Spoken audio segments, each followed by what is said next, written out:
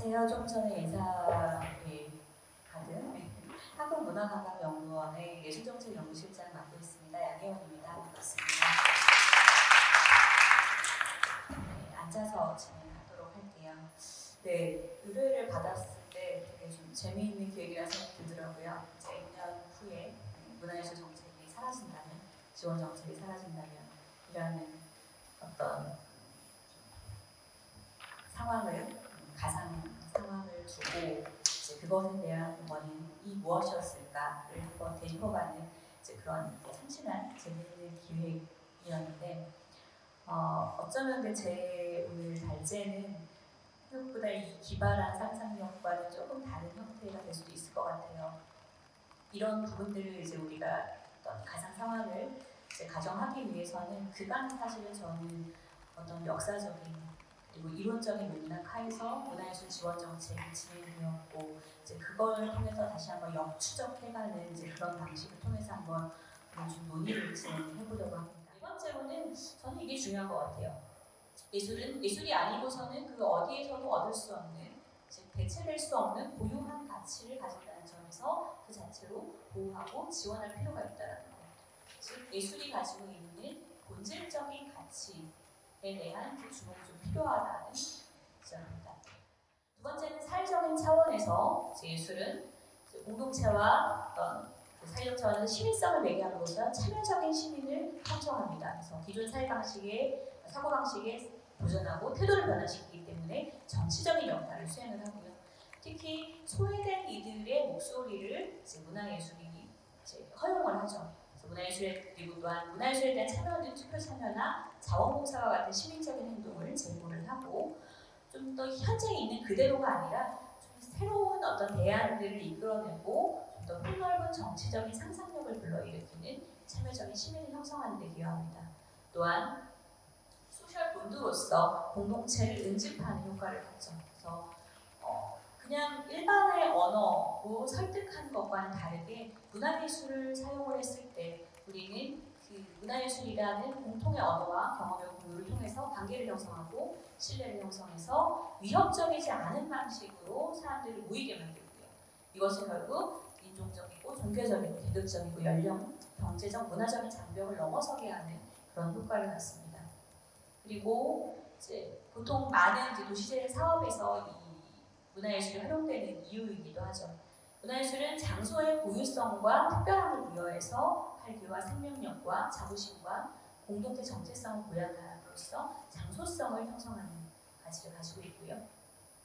또한 복잡한 사회 문제, 범죄나 마약이나 학대와 같은 그런 복잡한 사회 이슈나 부정적인 행동 양식을 변화시키는 데 있어서 그들이 좀 더 자기 표현과 자존감의 제고를 통해서 긍정적인 방식으로 스스로의 문제를 풀어낼 수 있도록 하는 그러면 한국에서 예술에 대한 공공 지원은 어떻게 진행되어 왔는가 보면 일단 정부 수립 이후에 80년대까지만 하더라도 한국의 문화 정책은 사실 공고 업무에 좀 중점이 주어져 있었습니다.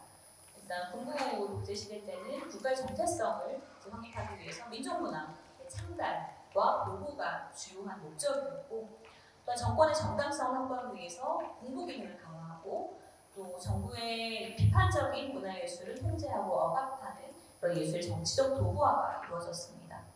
이러한 부분들이 있었기 때문에 오히려 민간 사회 영역에서는 저항적인 예술이 촉발이 됐고 또 사회 참여를 지향하는 민중문화 운동 세력이 확대되는 그런 또 이중적인 효과가 있기도 했었죠.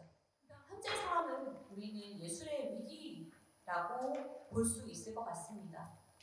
2년 뒤에 문화예술 지원 정책이 사라진다면 아마 이 현재 우리가 지금 맞닥뜨리고 있는 이러한 세 가지의 어떤 문제점들로 인한 것이 아닐까라는 생각을 저는 좀 해보는데요. 첫 번째는 블랙리스트 사태에서 볼 수 있는 것입니다. 블랙리스트 사태라고 하는 것은 결국은 어떤 정권이 예술을 정치적으로 도구화했다라는 부분들, 그리고 자기에게 비판적인 어떤 의견들을 허용하지 않고 그런 예술 표현의 자유를 통제했다는 측면이 반영이 예술의 가치를 부정하거나 경시하는 사회적인 풍조입니다. 물론 과거에 비해서, 과거에는 진짜 문화예술은 그냥 여유 있는 사람들의 소리 또는 배부른 사람들의 어떤 전유물이라고 여겨졌었죠. 물론 그때에 비해서는 이제 문화예술에 대한 중요성을 사람들이 많이 인식하고 있지만 여전히 타 분야에 비해서 예술이 정말 그렇게 동등한 또는 그것보다 더 높은 가치를 갖는가에 대해서는 사실은 이제 많은 분들이 동의하지 않는 분들도 많습니다. 예술의 오남용에 대한 부분입니다. 지금 최근에 이런 부분들이 많이 나타나고 있는데요. 예술에 대한 사회적 가치, 경제적 가치에 대한 부분들이 이제 좀 더 어떤 사회적인 지지를 받아내면서 오히려 최근에는 이런 것들이 많아지고 있죠. 아마 대부분 이제 지역에 계신 분들, 특히나 도시재생 사업이나 또 문화도시 사업, 또는 기타 다양한 공동체 사업과 관련해서 문화예술이 항상 주요한 어떤 테마로 사용이 됩니다. 모두가 다 문화예술 프로그램을 가지고 있고 국방부도 하지만 또 우리는 기회라고도 볼 수 있는 것 같습니다. 문재인 정부는 기본적으로 촛불혁명에 의해서 탄생을 했고요. 그리고 블랙리스트 사태에 대한 어떤 경각심으로 예술의 자율성과 다양성, 예술 정책의 공공성을 확보하기 위한 그런 요구들을 정면으로 요구받았었죠. 그에 따라서 문화예술계의 블랙리스트의 진상조사위원회가 만들어졌었고 또 이런 재발 방지를 막기 위한 재발을 방지하기 위한 이행협조 추진단도 구성돼서 운영이 되고 있습니다. 그리고 예술인의 지위와 권리 보장에 관한 법률안도 지금 마련이 됐죠. 그리고 문재인 정부는 혁신적 포용국가라는 것을 새로운 국정 기조로 제시를. 우리나라의 경우는 아직도 어떤 개인의 어떤 주체적인 자유나 다양성이라는 것이 아직까지 크게 인정받지 못한, 오히려 그런 과정으로 좀 나아가는 그런 시기인 것으로 보입니다. 그래서 오히려 더 많은 갈등과 혐오와 이런 것들이 과도기 속에서 크게 분출이 되고 있는 그런 상황이라고 보는데 결국은 이러한 개인이 스스로 개인으로서 스스로 주체로서 이야기할 수 있는 것들 그리고 더 많은 사람들의 다양성을 서로 간에 인정할 수 있는 그런 부분들로 가기 위해서는 결국은 문화예술이라는 것이 중요한 역할을 해야 되지 않을까라는 것이 현대사회에서의 중요한 어떤 포인트라는 생각이 들고요. 두 번째로는 우리가 4.0 혁명이라고 얘기되는 미래의 사회에서 많은 부분들이 기계화, 자동화, 인공지능으로 대체화될 겁니다. 그러면 인간이 더 이상 왜 존재해야 되는지에 대한 그 이유를 우리가 점점 더 묻게 되는 그런 시기가 올 텐데 바로 문화예술이라고 하는 것이 인간 고유의 정체성과 어떤 삶의 목표에 대한 성찰을 가능하게 한다는 그런 가치를 갖는 거죠. 그리고 창발적인 혁신을 촉진하고 또 이를 통해서 인간의 삶의 가치를 증진하는 어떤 예술의 가치에 대한 재조명이 새롭게 이루어지지 않을까라는 긍정적인 측면도 있는 것 같고요. 결국 우리는 예술의 위기와 또는 기회라는 이 두 가지의 측면들을 함께 지금 직면하고 있는 상황, 즉 갈림길에 서 있다는 생각이 들고요. 이 상황에서 우리가 좀 어떻게 해야 할 것인가에 대해서 좀 간략하게 방향을 좀 말씀드리자면 일단 예술이 가지고 있는 본질적인 가치에 대한 재인식이 좀 필요하지 않을까 합니다. 모두가 예술의 사회적 가치라는 것을 지금 얘기를 하고 있지만 사실은 이 사회적 가치도 결국은 어떤 본질적 가치를 통해서 파생되는 것이라는 점을 우리가 좀 재인식할 필요가 있고 사회적 가치는 사실 다른 수단을 통해서도 이루어질 수 있는 것이잖아요. 근데 다른 정책, 다른 지원 수단이 아니라 예술을 통해서만 우리가 얻을 수 있는 것들이 무엇인가 그게 바로 예술의 본질적 가치인 거거든요. 그것에 대해서 좀 더 천착하고 좀 더 그것들을 이야기할 수 있는 그런 사회적인 공감대가 좀 만들어져야 될 것 같고요. 두 번째는 예술의 가치가 발현되는 맥락이나 복잡성을 우리가 좀 인식할 필요가 있을 것 같습니다. 예컨대 이 옆에 보시는 그림을 보시면 예술의 가치는 사실은 표현되지 않은 잠재적인 가치로 가지고 나와 있어요. 예술을 우리가 창작한다고 해서 곧바로 이 가치가 발현되는 건 아니거든요. 일단 잠재되어 있는 예술의 가치가 어떤 공공지원이나 민간 지원을 통해서 그리고 자체 재원이나 투자를 통해서 어떤 예술의 창작과 매개 유통과 함유와 참여가 이루어지는 보통 우리가 이것을 가지고 예술 생태계라고 이야기를 하죠. 이런 예술 생태계가 작동하는 데 있어서는 또 우리가 문화자산이라고 얘기하는 것들 예술인들, 단체들, 시설, 공간, 그리고 기술과 같은 다양한 자산들이 효과적으로 결합이 되어야 하겠죠. 그리고 단순히 이 예술 혜택의 작동뿐만 아니라 이런 예술 작품들이 결국은 그 수용자들에게 있어서 매목을 일으키고 몰입을 하게 하고 정서적으로 공명을 하게 하고, 그리고 이것들이 이례적인 어떤 경험으로만 끝나는 것이 아니라 반복되고 장기적으로 지속됐을 때 사실은 이 가치가 더 크게 나타날 수 있는 거죠. 이러한 수용 과정을 거쳐야 된다는 거고, 이런 수용 과정에 있어서 사실은 다른 맥락적인 요인들이 많이 개입을 합니다. 개인적인 측면, 그리고 관계적인 측면, 그리고 어디에서 내가 그런 작품들을 봤는지에 따라서 그 제도적인 관점, 그리고 상황적인 측면, 제도적인 두 번째, 예술 자체가 가지고 있는 어떤 질적인 측면들, 이런 다양한 그 컨텍스트가 같이 이 수용자의 상황과 어우러졌을 때 사실은 예술의 가치가 나타나게 되는 거고, 그런 예술의 가치는 결국은 첫 번째로는 개인적인 차원에서 다양한 어떤 영향을 미칠 거고요. 이런 개인적인 가치가 결국은 다른 사람과의 어떤 소통 과정에서 개인적이고 공동체 차원에서의 어떤 가치를 또 파급시킬 거고요. 그리고 이러한 것들이 결국은 사회적, 경제적 차원에서의 가치로 파급이 되어 나가는 거죠. 그것은 결국 한꺼번에 쫙 나오는 것이 아니라 이러한 복잡한 과정과 맥락 간의 상호작용을 통해서 나타나는 매우 희귀할 수 있는 그런 현상이라는 것을 우리가 좀 이해를 해야지 창작에 임할 때, 또는 어떤 제도를 설계를 할 때, 지원을 할 때, 또는 어떤 사업을 새로 꾸릴 때 이제 그에 적절한 것들을 고민을 해서 할 수 있다는 거죠. 세 번째로 예술의 도구적 활용의 방향성에 대한 공감대 확산입니다. 저는 사실 예술의 도구적 활용 자체가 나쁘다고 생각하지는 않습니다. 예술의 사회적 가치가 매우 중요하다고 생각을 하고요. 이런 예술의 도구적으로 활용을 할 때 이것들 제대로 하는 게 중요하다고 생각하는 거죠. 앞에서 말씀드렸던 것처럼 실질적으로 좋은 예술 작품들이 나올 수 있도록, 그리고 그 좋은 예술 작품들이 실제로 수용자들에게 정서적인 공명을 일으킬 수 있도록, 몰입할 수 있도록 하는 이제 그러한 방식의 활용이 필요할 거고, 그런 것들에 대한 공감대가 확산될 필요가 있겠죠. 즉, 예술의 가치가 바람직한 형태로 구현되기 위해서 어떤 공공 지원이 필요한가에 대한 좀 더 디테일한, 또 구체적인 어떤 합의 형성 과정이 지금 상황에서 요구되는 것이 아닌가라는 생각을 해봅니다.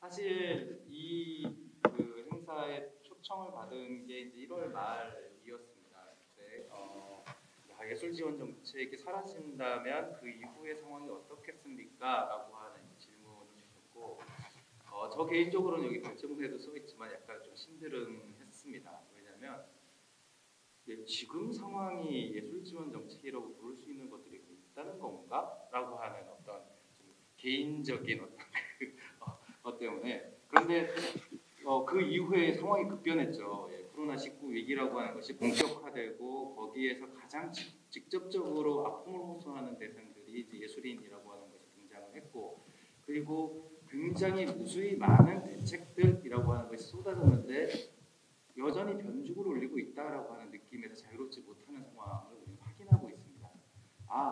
이 정도 상황이면은 예술 지원 정책이 사라진 것에 대한 이야기를 한번 해볼 수 있겠다는 생각이 들었습니다. 왜냐하면 그럼 지금 있는 겁니까? 라는 질문이 가능한 상황이 됐기 때문에 그렇습니다. 그러니까 위기라고 하는 것들이 촉발됐던 어떤 그 사회적으로 봤을 때, 개인적으로는 누구에게나 다 불행이지만 사회적으로 봤을 때 그나마 긍정적인 게 있다라고 한다면 그 사회에 감춰져 있는 가장 취약한 부분을 드러내는 그 기능을 하고 있다고 생각합니다.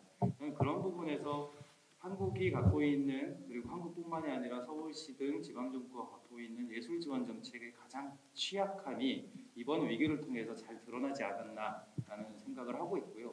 그게 이제 발제문 앞부분에 일종의 위기를 엑스레이를 촬영하는 것으로 비유를 해서 실제로 엑스레이를 찍어보니까 뼈대가 있습니까? 라는 질문을 통해서 이야기를 하고 싶었던 겁니다. 그러면 몸이 많이 약해져도 사실은 뼈가 튼튼하면 거기에 운동을 하고 식이요법을 해서 다시 건강을 회복할 수 있겠지만 애초에 뼈가 없었던 상태라고 하면 사실 고사가 되는 거죠.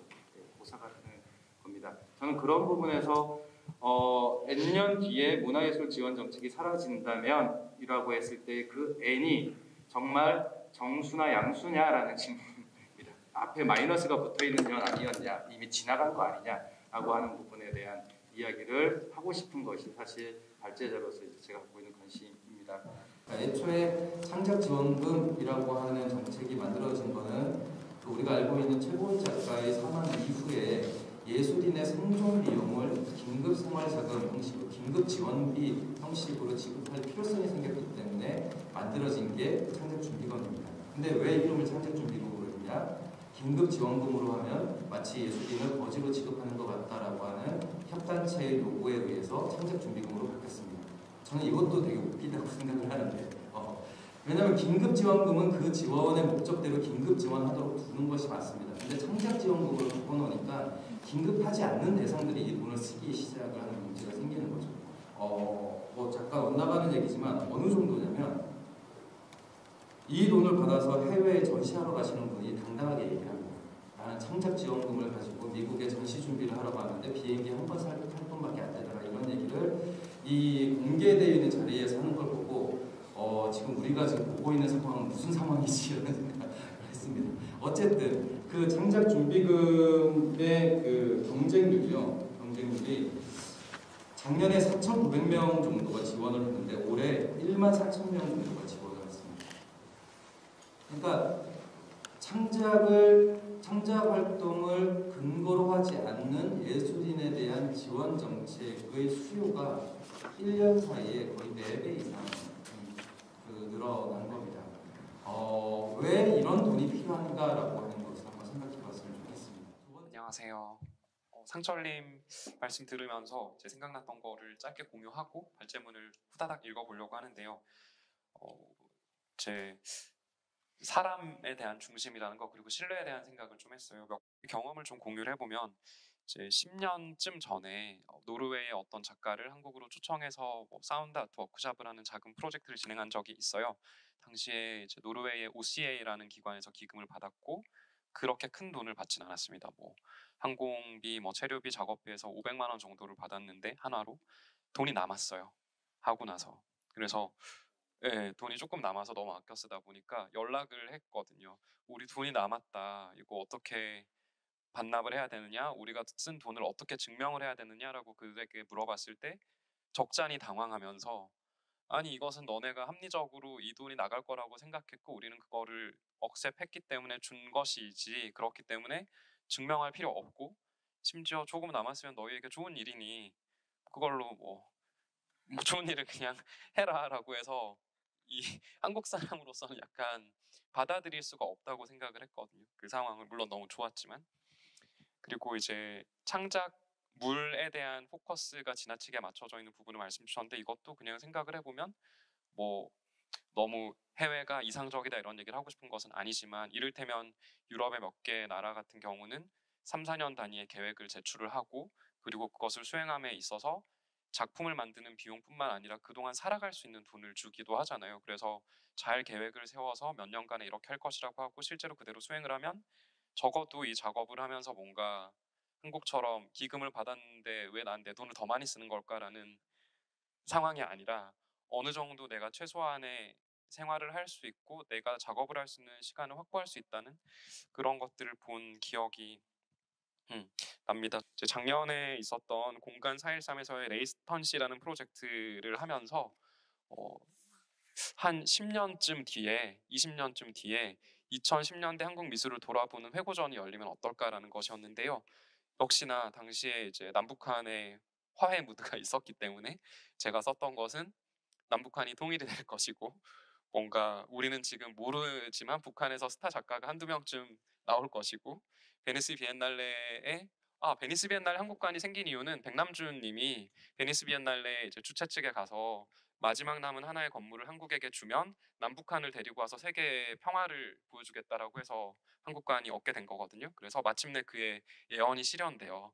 남북한이 사이좋게 베니스 비엔날레에서 전시를 하고 황금사자상을 타서 유라시아 횡단 열차에 현대에서 지원받은 자동차를 싣고 도시마다 돌아가면서 전시를 할 것이다. 뭐 이런 식의 이제 유럽에서 시작해서 부산에서 끝난다. 뭐 이런 황당한 얘기를 썼었는데요. 결국은 이야기는 비슷한 것 같아요.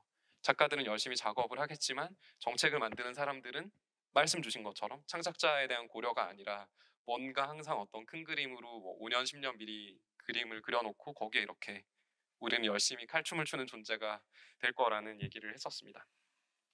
미래를 상상해 보는 것은 과거뿐 아니라 지금, 즉 현재를 어떻게 바라보는지에 따라 큰 영향을 받기도 합니다. 위 두 글은 남한과 북한의 관계가 급변하고 있던 상황과 결코 바뀌지 않을 것 같았던 정권 교체가 일어난 것에 많은 영향을 받았습니다. 하지만 지금 우리에게는 아무도 예상치 못한 상황이 놓여져 있습니다. 즉 코로나19로 인해 이렇게나 많은 행사가 취소되고 오늘의 포럼 역시 취소와 연기를 오가다 결국 온라인 중계가 된 것처럼 말입니다. 잠시 영화 인터스텔라 얘기를 해볼까 합니다. 다들 이 영화를 보셨을 것 같은데요.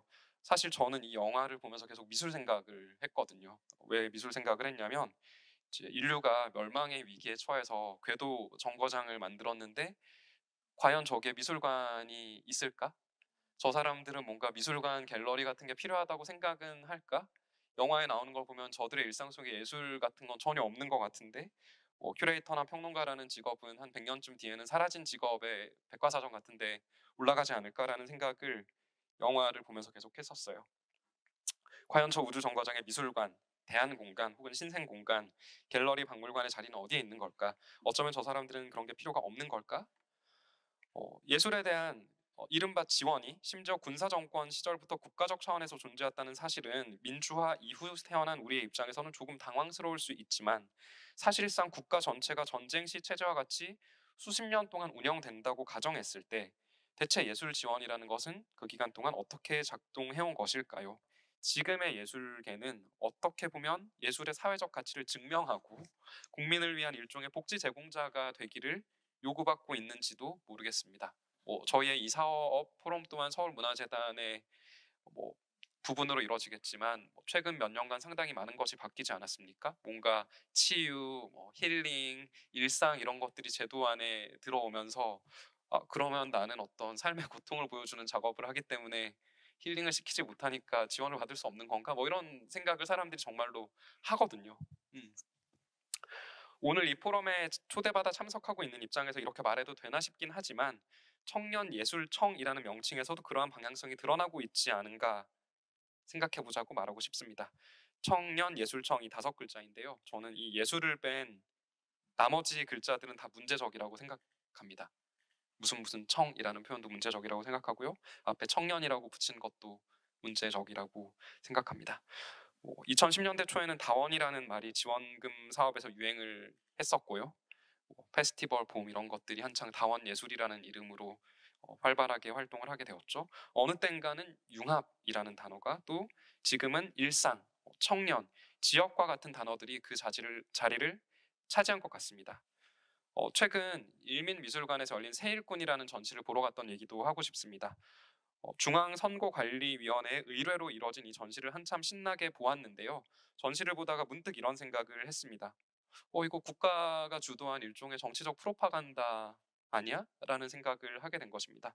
다시 한번 이제 토론의 진행을 위해서 좀 이렇게 거칠게 얘기를 해보자면 이 전시는 중앙정부기관의 어떤 어젠다를 뒷받침하기 위해 예술을 동원한 프로파간다이고 이 프로파간다에 복무하기 위해서 예술 작품들이 제작되었습니다. 물론 좋은 일입니다. 작가들은 작업을 할 기회를 갖고 미술관은 재밌는 전시를 결과적으로 만들었으니까요. 하지만 여기서 잠시 이 전시가 다른 나라, 어떤 다른 맥락에서 일어났다고 그냥 대입을 하고 상상을 해봐도 좋을 것 같습니다. 말하자면 지금 트럼프가 대통령인 미국에서 뉴욕의 모마에서 이제 연방 정부가 기금을 대서 일반 미국인들에게 투표를 독려하기 위해서 이제 유명한 현대 미술가들에게 커미션 작업을 해서 전시를 열었다. 혹은 남한과 북한이 통일이 돼서 제1회 평양 현대미술 비엔날레가 열렸는데 주제가 민주주의다. 네. 그렇게 생각하면 정말 이상하게 느껴지는 일이잖아요. 저희의 어떤 지원 사업들도 약간만 그렇게 생각해 보면 정말 이상하게 보이는 것들이 너무나 많다고 저는 생각을 합니다. 이제 토론을 위한 질문들을 좀 생각거리를 얘기를 해보고 싶은데요. 그렇기 때문에 우리가 지금 생각해봐야 될 것이라고 제가 말씀드리고 싶은 것은 오늘날 이곳, 그러니까 한국 서울에서 예술 지원 제도가 가정하는 예술이라는 건 과연 무엇인지 한 번쯤은 이 자리에서 얘기를 해봤으면 좋겠고요. 의견을 들어보고도 싶고요. 혹은 그런 제도들이 예술에 어떤 기능이나 역할을 바라고 있는 것인지, 뭐 명시적이든 명시적이지 않든, 뭐 이를테면 청년예술청이라는 이름은 뭔가를 바라는 이름이라고 생각하거든요. 청년들이 할 만한 어떤 거를 좀 뭐 하라는 식의. 그리고 예술을 만드는 종사자들이 대체 어떤 존재라고 이 제도들이 가정을 하고 있는지 상철님께서 너무 자세하게 잘 이미 말씀을 해주신 것 같지만, 청년예술청이라는 이 눈썹을 살짝 씻겨 올리게 만드는 기관은 대체 어떤 더 큰 틀 안에서 만들어진 것일지, 혹은 뭐 전 세계 대부분의 나라에서 사실 코로나19가 너무 심각하기 때문에 저희는 체감을 그만큼 못하고 있는 것 같지만 실제로 어떤 내전이 벌어지거나 전쟁이 나서 사람들을 파병했을 때만큼의 숫자의 사상자들이 있는 일이란 말이죠. 그렇기 때문에 지금 너무나 많은 사람들이 문화예술 기관들이 문을 닫고 있고 그 돈이 다른 곳으로 돌아가고 있고, 심지어 뭐 전 세계 협회 같은 데서 긴급 구호를 하라고 할 정도로 어려움을 겪고 있는 것인데, 그것이 사실 이제서야 겨우 첫 번째 웨이브를 저희가 넘고 있다고 합니다.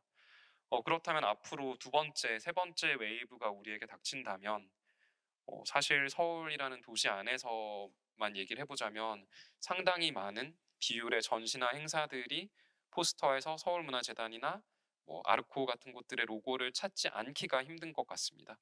근데 그런 것들이 다 사라진다면 우리는 과연 지속 가능할 것인지, 혹은 어쩌면 이제 상철님도 말씀 주셨고 저도 말씀드렸지만 이 한국에서의 문화예술 지원이라는 것은 정말 이상한 형태로 국가 주도로 시작이 되었는데요. 그런 기금들을 애초에 뭔가 착실하게 지원하고 받기 시작한 우리가 뜻하지 않게 어떤 실수를 이미 저질러 버린 것은 아닌지, 그런 부분에 대해서 오늘 포럼에서 같이 이야기를 좀 나눠보았으면 좋겠습니다. 저는 예술 지원 정책이 사라진다고 예술인이 사라질 거냐라고 생각하지는 않습니다.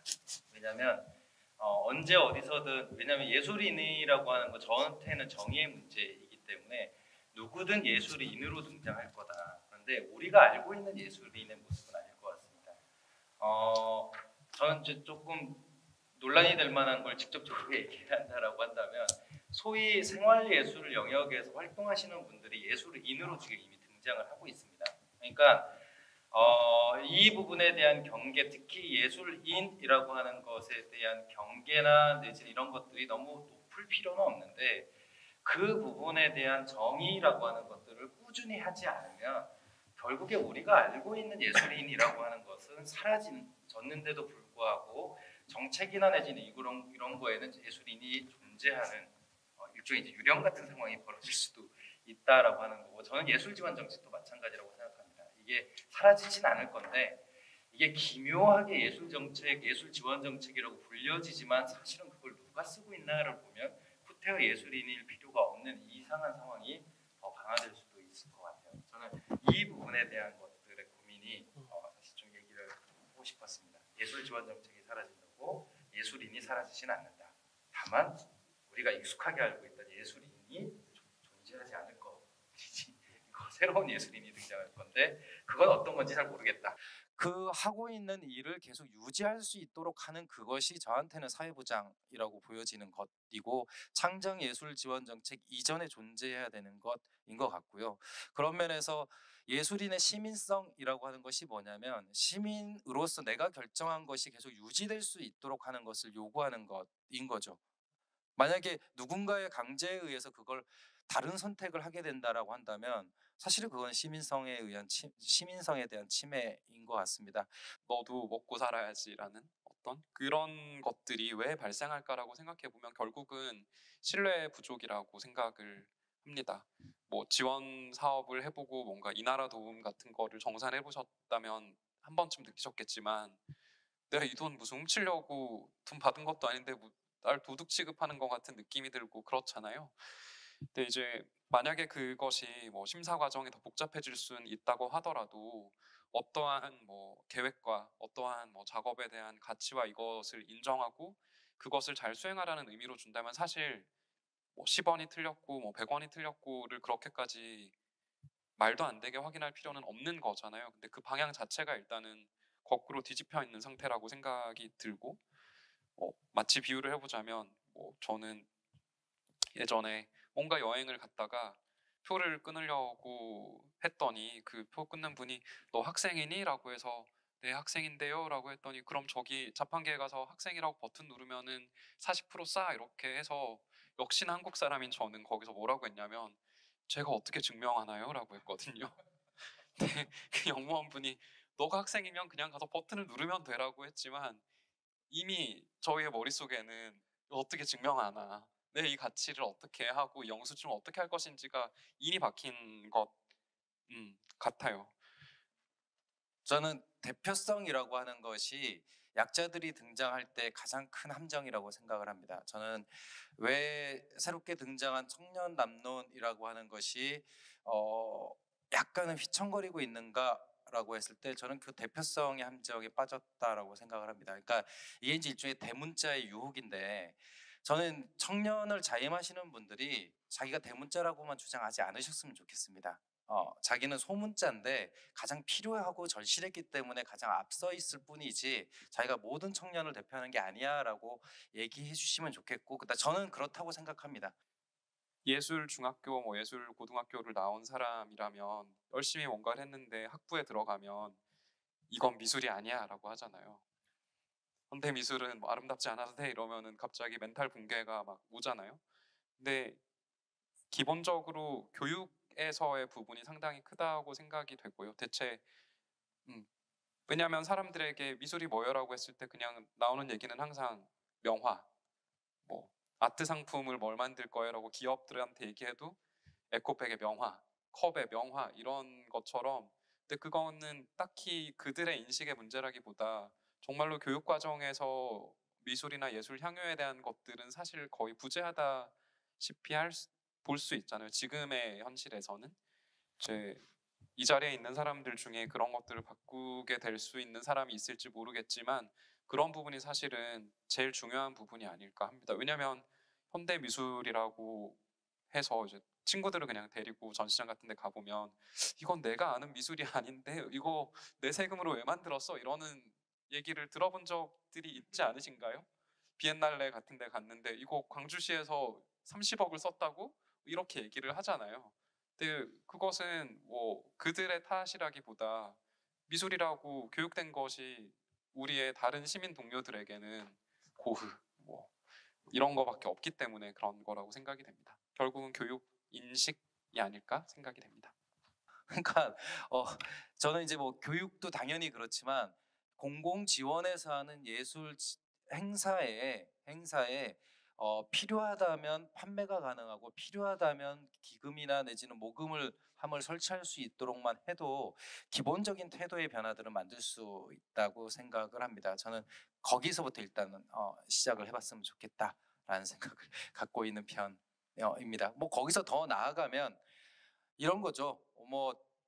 최근에 그 현대 음악 이렇게 하는 걸 제가 동영상을 이렇게 보는데 도대체 이게 오케스트라인데 뭐 하는 건지도 모르겠어 해갖고 찾아보거든요. 이건 도대체 왜 음악이 될 수 있는 거죠?라고 이렇게 찾아보면 요즘에는 그 악보 자체가 음표가 돼 있는 게 아니라 분이나 내지는 이 시간으로 설정해서 그때까지 뭘 해라 이런 식의 지시문으로 이렇게 그 악보가 된다고 하더라고요. 그러니까 그 정보를 모르면 그냥 소음 덩어리의 집합으로 보여지는 겁니다. 이렇게 아기자기하고 이런 고전 음악만 듣다가 이제 현재 클래식을 들으면 그렇게 되는 거죠. 저는 미술도 그렇다고 생각을 해요.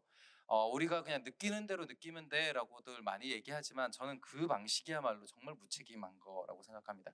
예술인들이 시민들한테 본인이 보여주고 싶은 상이 뭐고 가치가 뭐였는지를 저는 계속 끊임없이 설명을 해야 된다고 생각을 하거든요. 근데 이 작품은 만들어지는 순간 내 손을 떠난 겁니다라고 해버리는 순간에 작품이 사회에 너무 방치된다는 느낌을 받고 있어서 그런 방식으로 접근하는 거 아니다. 좀 더 시민들한테 그 관객들한테 계속 파고들어야 된다라고 하는 이야기를 좀 해보고 싶은데 요거는 조금 더 논쟁거리일 것 같기는 해요. 안녕하세요. 저는 그 청년예술청 개막 개막식 프로젝트 기획하고 있는 신관수라고 하고요.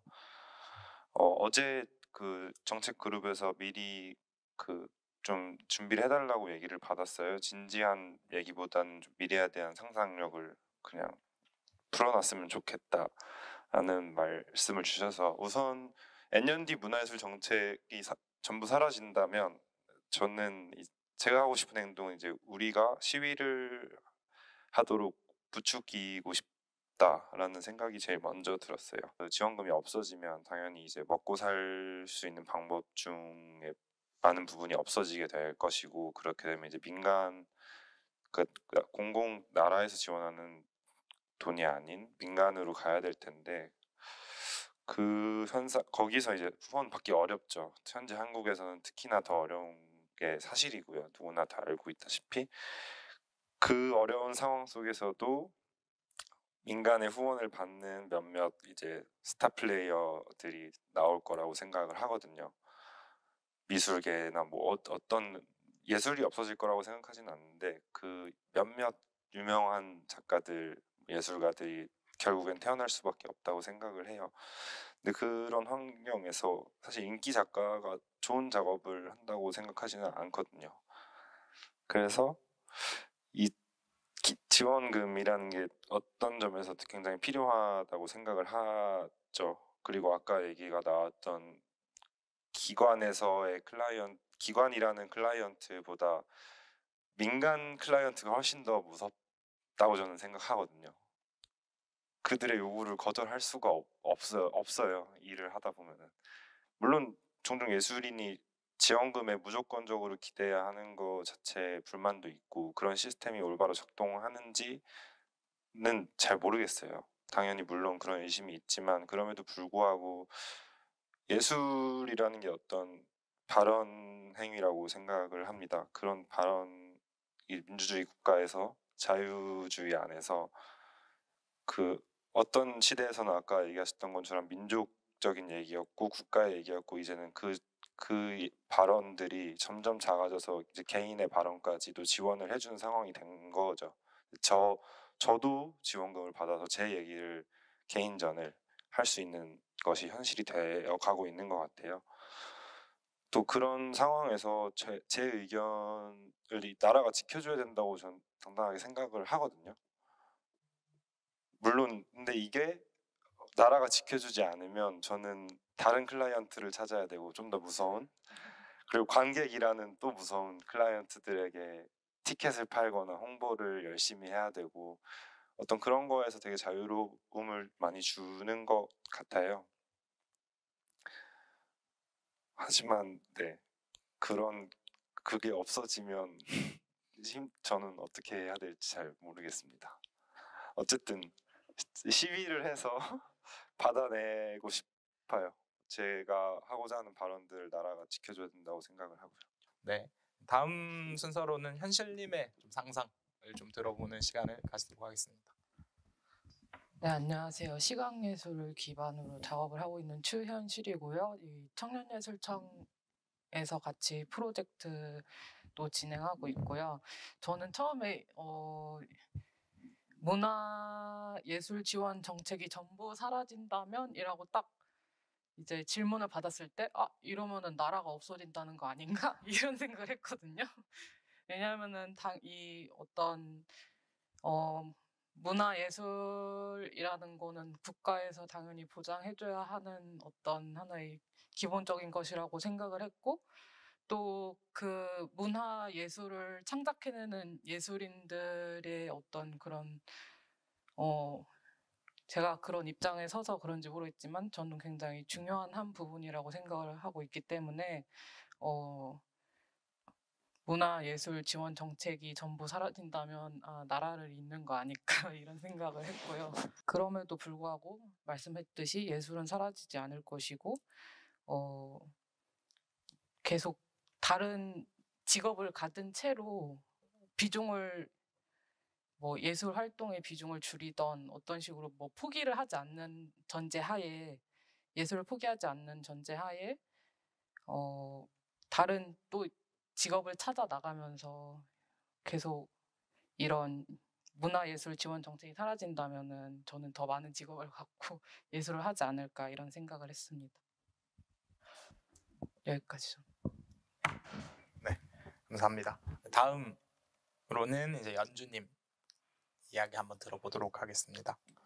안녕하세요. 저는 문화사회학 연구자이면서 지금 서울청년예술인회의 운영단으로 활동하고 있는데요. 좀 작은 단상부터 시작을 하자면 그러니까 저는 원래 대학까지는 음악을 전공하고 그러다가 다시 사회학을 공부했다가 요새는 또 문화정책 쪽에서도 이제 일을 하고 있는 좀 경계인으로서 어떤 걸 경험하냐면 그 소위 그 한국연구재단에서 학자들을 대상으로 주는 어떤 지원금 사업들에서는 너무 당연히 내가 하는 어떤 연구에 대해서 별로 증빙을 하지 않아도 석사, 박사 뭐 이렇게 급을 나누어서 얼마를 줘야 된다라는 게 너무나도 합의가 되어 있고 그래서 제가 그런 이름으로 제가 사회학자라는 이름으로 그런 장에 갈 때는 너무나 당연하게 받는 어떤 돈이 문화정책 쪽에 오면 나는 같은 사람이고 사실 같은 일을 하고 있지만 증명을 더 많이 해야 된다거나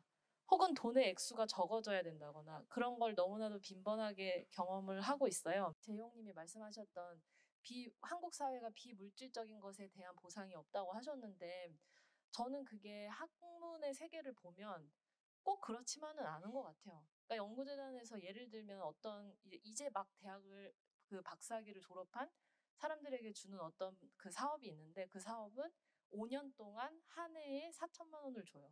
2억을 주는데 개인에게 거기에서의 어떤 뭐 논문을 써야 된다 이런 건 있지만 당연히 영수증 증빙 같은 것도 없고 1년에 한 번 결과 보고서를 내는 게 끝이에요.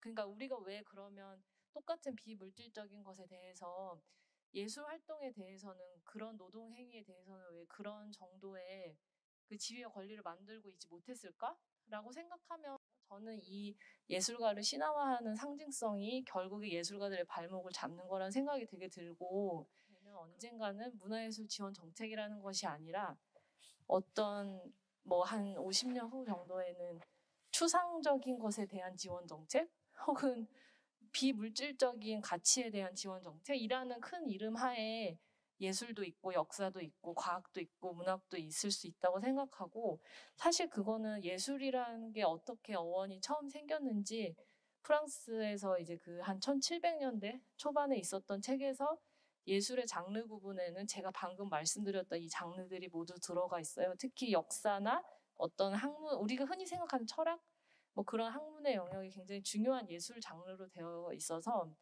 결국 우리가 시대를 다시 한편으로 복귀하고 있다. 그때로 돌아가는 건 아닐까. 지금 경계가 없어지는 창작자와 예술자의 그런 관계가 옛날에 과학자이면서 예술가이자 문학가이기도 했던 그런 사람들의 모습으로 다시 돌아가는 것 같다는 생각까지 하게 됩니다.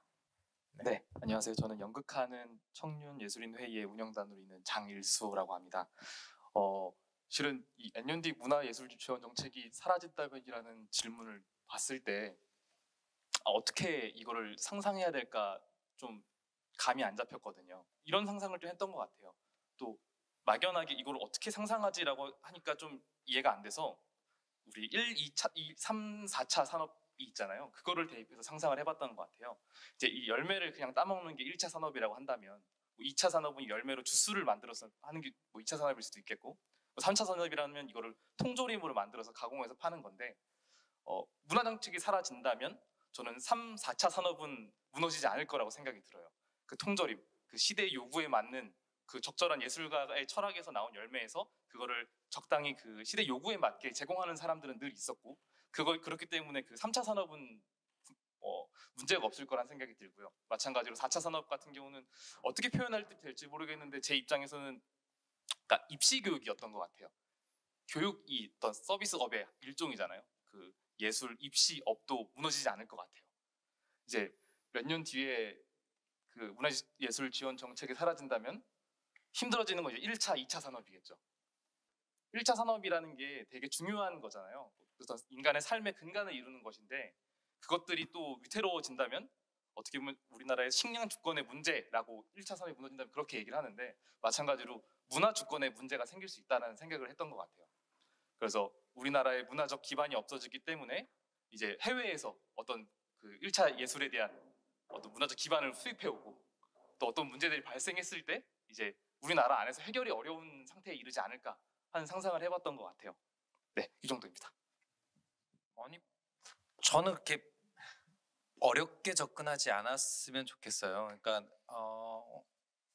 우리들끼리 주는 상의 권위는 우리들이 그 상을 얼마큼 존중하느냐에 따라서 만들어지거든요. 그러니까 어쨌든 예술이라고 하는 것은 한 번 주어지는 권위가 영원불멸하게 있는 게 아니잖아요. 예술은 어쨌든 당대성이 제일 중요한 거고, 소위 말해서 그 뜨는 기제를 시장에 맡길 거냐 아니면 동료 집단의 평가를 통해서 구축해 줄 거냐.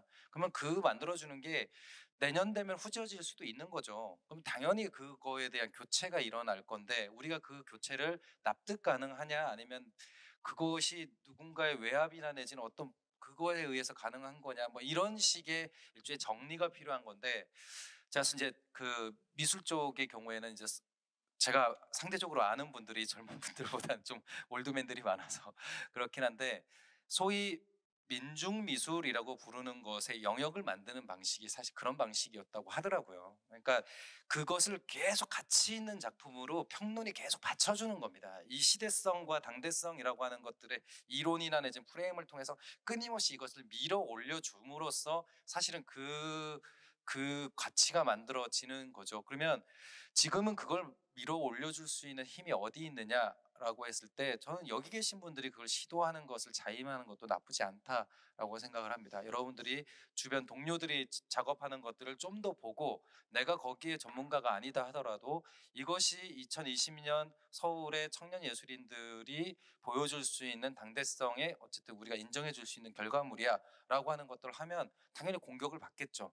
근데 그 공격이라고 하는 게 소위 비평 공간이 만들어지는 방식이라고 하면 아니 그건 좀 해볼 만한 거 아니냐라고 하는 거죠. 근데 선배들은 글렀어요. 왜냐하면 그 논란이나 논쟁이 일어나는 것 자체를 자기의 그 이제까지 쌓아온 경험에 스크래치가 난다라고 인식하는 정도로 이미 경력이 쌓여버린 분들입니다. 그러니까 그분들한테 그런 난타전을 기대하는 거는 거의 불가능에 가깝거든요. 근데 사실은 가능할 것 같다는 거죠. 청년 예술이라고 붙이는 그 포지션이라고 한다면 좀 더 난타전이 가능한 방식일 수 있겠다 싶고요. 저는 그냥 관전자 입장에서 한마디만 더 붙이면 정말 그 광경이 보고 싶습니다. 사실 문화예술 지원 정책이라는 거는 우리가 뭔가를 할 수 있도록 도와주는 정책에 가깝잖아요. 근데 아까도 얘기했지만 일주일에 4일만 일하는 직장을 선택하고 3일은 작업에 집중할 수 있다고 생각하면 안 된다고 생각하거든요.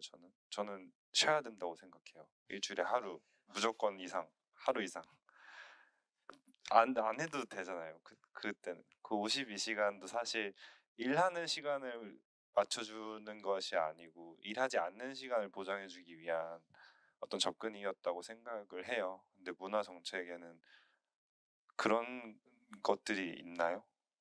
저는 그런 지점에서도 예술인들이 쉴 수 있도록, 그러니까 너무 치여 살지 않도록 도와줄 수 있는 어떤 것들도 정책적으로 해양할 수 있다고 생각하거든요. 무조건 돈을 주는 방식이 아니더라도. 그 얘기하니까 딱 떠올랐어요. 최근에 코로나 위기 때문에 이제 각 외국에서 예술인 지원 정책 만들잖아요. 근데 그 중에 뉴욕시에서 발표한 정책 중에 뭐가 있었냐면 예술인들 중에서 여행 가려고 티켓팅했거나 내지는 뭐 이런 것들 취소되고 뭐 이러잖아요. 그것도 보상해 주는 게 있더라고요. 그래서 여행을 보상을 해주 이거 말도 안 되지 않아? 그랬는데 사실 이제 그 맥락이 좀 있는 것 같아요.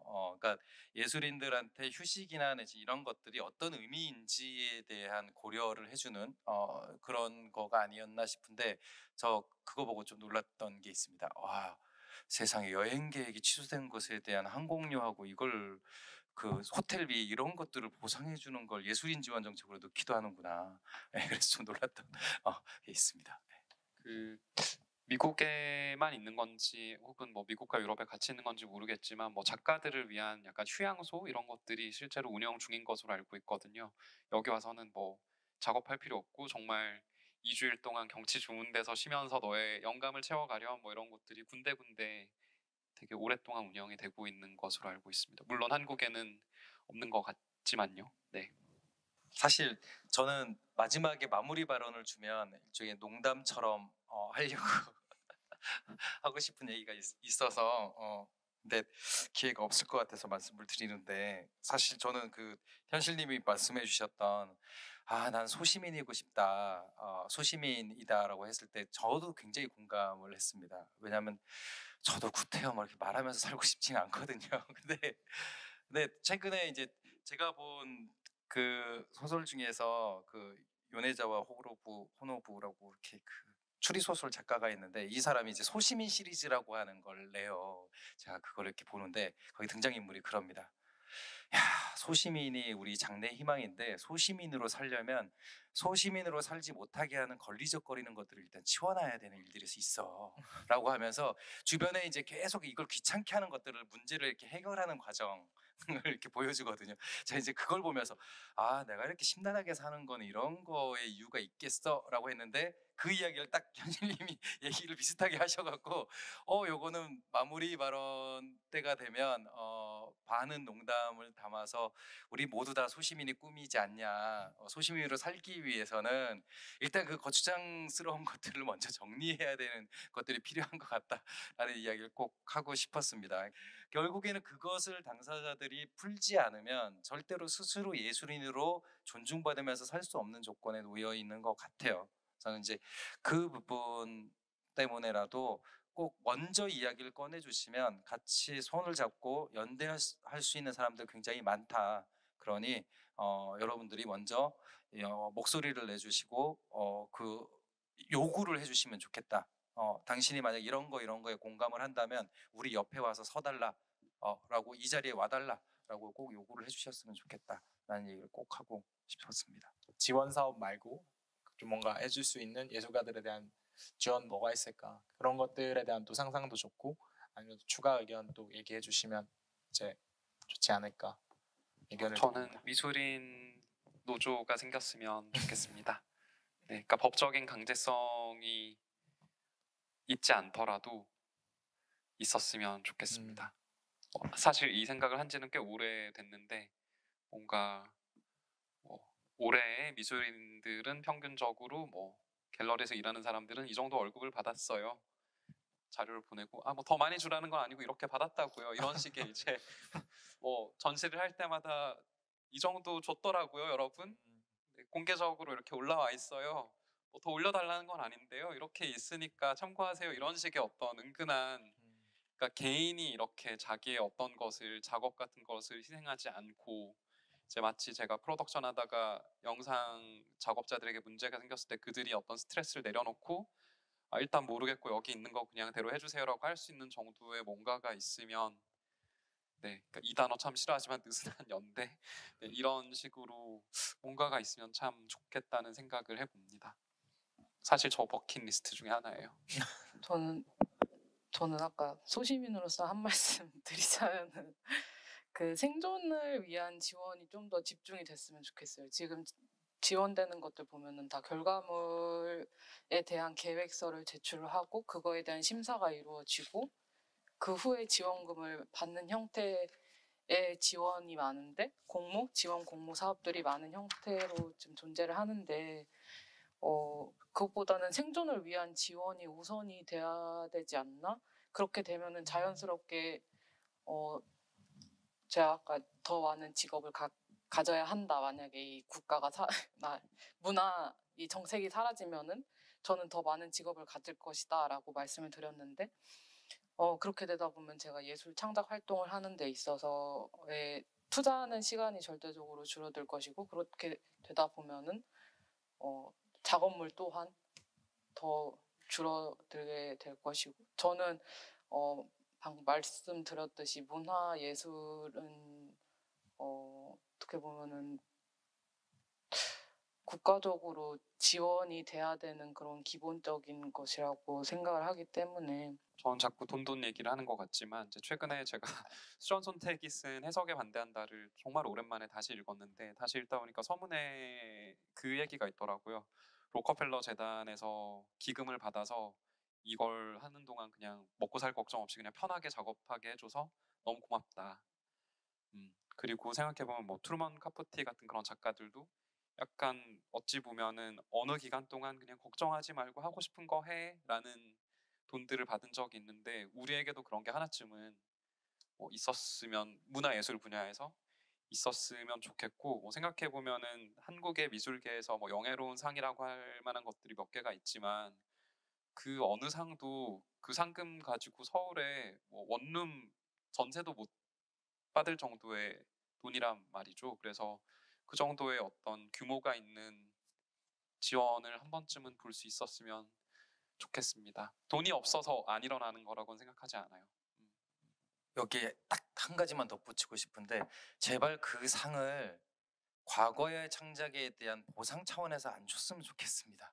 앞으로 더 많은 걸 창작할 사람에게 응원 차원에서 주는 문화가 좀 만들어졌으면 좋겠어요. 저는 이제 더 이상 소진된 죄송합니다만 어쨌든 가능성이 적은 분들에게 너무 많은 돈을 주고 있는 이 문화가 전 진짜 싫거든요. 더 가능성이 크게 만들어질 수 있는 대상에게 정부나 혹은 공공이 더 많은 돈을 줬으면 좋겠다. 거의 덧붙여서. 네, 알겠습니다. 아까 그 시청자 내용 중에서 좀 얘기가 나왔었던 게 이것만 좀 해보고 마무리 지으면 좋지 않을까 생각하는데 프랑스에서 이제 비정규 공연 예술인이라고 하던 사람들이 파업했던 생각이 나네요. 실업보장 제도 위협받아서 그런 건데 네, 예술은 그렇지만 한국에서 예술인이 파업하면 누가 불편해야 할까 좀 하면서 관수님의 발언을 좀 듣고 싶다라고 하셨는데 아마 68년, 69년 이제 있었던 그 극장 파업 점거 그리고 얼마 최근에 이제 앙테르 밑당들이 좀 개편이 된다라고 했을 때 나타났었던 시위들에 대한 흐름들을 좀 얘기해 주시는 것 같아요. 이거에 대해서 시위를 해야 한다라고 하셨던 관수님의 발언을 좀 이야기를 좀 듣고 싶다고 하네요. 다시 한번 조금만 더 그러니까 짧게. 예술인들이 파업한다고 하면 누가 불편할까? 네. 근데 아까 그 상철님이 얘기했던 것처럼 빈 자리는 또 다른 누군가가 채갈 거라고 생각하거든요. 그런 부분에서 아쉬움이 많이 있어요. 사실 좀 많은 사람들이 뜻을 같이 해서 뭔가 좀 바꿔볼 수 있고 누구나 다 그런 생각을 가지고 있다고 저는 생각을 하는데 사실 그렇게 상황이 흘러가고 있지는 않는 게 현실인 것 같아서요. 네. 파업을 하면요. 예술가들이 파업을 하면 누가 싫어할까? 누가 불편해할까? 그러니까 파업이라고 하는 거는 결국에 나의 권리를 보장하기 위해서 네. 나의 존재를 증명하기 위해서 했었던 것들을 자기가 했었던 노동이나 이런 것들을 중단하는 행위잖아요. 네네. 네, 그거에 된다 했을 때 그래서 시민들이 이렇게 하는 노동들이 존재를 하고 있었구나라고 불편함을 느끼고 그거에 대해서 그 사람들의 권리에 대해서 다시 생각해보게 하는 그런 효과가 있다라고 생각을 하는데 그렇다면 예술인들이 파업을 한다라고 했을 때 예술인들이 총파업을 한다 했을 때 누가 이제 불편해할까? 저는 많은 사람들이 정말 다 파업을 한다면 정말 많은 사람들이 예술의 부재에 대해서 불편함을 느낄 거라고 생각을 하거든요. 그 이유가 저는 생각보다 예술이 저희 생활에 있어서 더 내밀하게 그러니까 예술을 하지 않는 사람들 또한 그 사람들의 생활 속에 깊이 물들어 있다고 생각을 해요. 인식을 하지 못할 뿐이지. 예를 들어서 저희 음악 같은 경우 저는 그게 제일 밀접하다고 생각을 하는데 예를 들어 음악을 하는 예술인이 파업을 하면은 저희가 이제 뭐 스트리밍 하는 그런 것에서 새로운 창작물을 어쨌든 저희는 항상 요구를 하잖아요. 이전에 있던 것들보다는 새로운 것들을 새로운 노래, 새로운 음악을 듣고 싶어 하고 근데 이제 그런 게 사라지면은 저희는 계속 옛날 것을 보게 되는 거고 그러니까 뭐 영화로 예를 들자면은 뭐 새로운 영화를 봉준호 감독이 새로운 영화를 찍지 않고 뭐 하지만 저희는 새로운 것을 또 기대를 하고 있고 이런 부분에 대해서 생각을 해본다면은 성공 가능성이 있지 않을까 파업에. 근데 사실 모든 파업은 파업한 당사자가 제일 힘들 거라고 생각하고요. 그 사람이 힘든 거라고 제가 생각하고, 근데 뭐 저는 어떤 점에서 그러니까 많은 관객이 찾아오지 않아도 된다라는 생각을 작업을 발표할 때 많이 해요, 사실.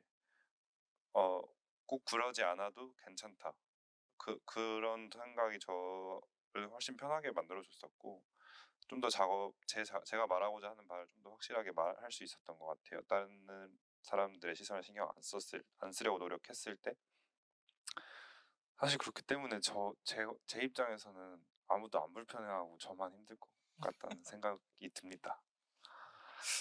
저는 좀 이게 얘기 듣고 좀 상상해 본 게, 아까 이제 재용님이 예술인 노조 얘기해 주셨는데, 그래서 뭐 특정 날을 정하고 이제 총파업 이런 것들 보통 하잖아요. 노동절에 맞춰서 하기도 하고 하는데, 그래서 예술인들 총파업을 좀 해보아도 재밌을 것 같다. 약간 뭔가 예술적 실천들로, 그러니까 실제 미술관에서 작품이 설치가 돼 있다고 하더라도 그때만은 내 작품을 가려놓는 거죠. 아니면 뭐 신생공간에서 어떤 전용관을 가려놓던가, 아니면 그게 이제 공연하시는 분들도 그날만큼은 하지 않는다라는 형태로, 뭔가 이제 어떻게 보면 되게 서비스로 느껴졌었던 거잖아요. 당연하게 제공해야 하는 그런 것들 한번 해보는 의미도 되게 우리들에게 의미 있겠다. 우리가 제일 힘들겠지만 저도 그런 동의를 하는데, 그런 상상을 좀 해보게 됐습니다.